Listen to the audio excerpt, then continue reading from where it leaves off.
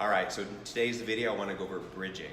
Bridging's biggest misconception in bridging is people think the pelvis is traveling upward, which causes a compression to the lumbar spine, and also too, the bed tends to open. So first of all, in bridging, you always want to make sure, number one, if you're using the reformer headrest, is down.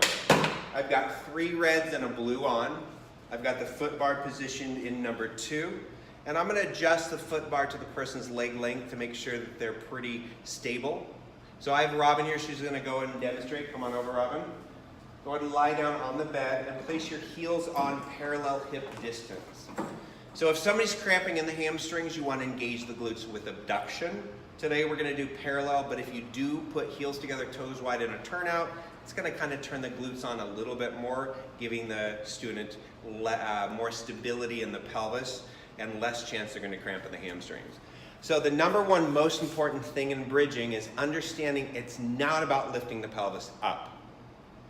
I know that sounds contrary to a lot of things people talk about, but in my world, bridging is about spine articulation on the way down and spine traction and lengthen on the up phase. So what I'm going to do for Robin, and again, I'm going to put her arches on the bar, but that is not the most advantageous position to do when you're doing a bridge. But for our teaching purposes, it really makes sure the foot is stable. So I'm going to place her arches on the bar. I'm going to stand up on the edge of the bed, and I'm going to put my hands on her thighs. So what I'm going to do is teach Robin to feel a traction. So when Robin lifts her hips, I'm going to say, let's reach yourself forward, and I'm going to allow my body to kind of pull her forward. And then she's going to roll down one vertebra at a time. So getting this feeling sense of attraction as my body weight goes forward, Robin's pelvis is stretching. So now she's going to go all the way up with me, but we're going to work together as a team, and then she's going to roll back down. And 2 more.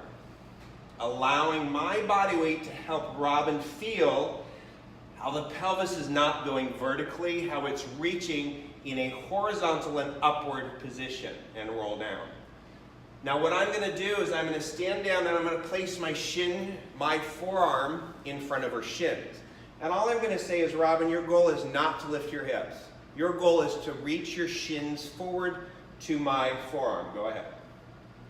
And then back down. And again. So you're going to notice upon initiation when Robin lifts, her shins are actually going forward more than her hips are going upward. So hopefully this little tutorial on bridging, I'm happy to go a little deeper into this, but I wanted to quickly understand the basic components of bridging and making sure it's not about how high lift your hips up. It's more important how much you stretch your hips forward with your shins forward. Thanks for listening. Thanks, Rob.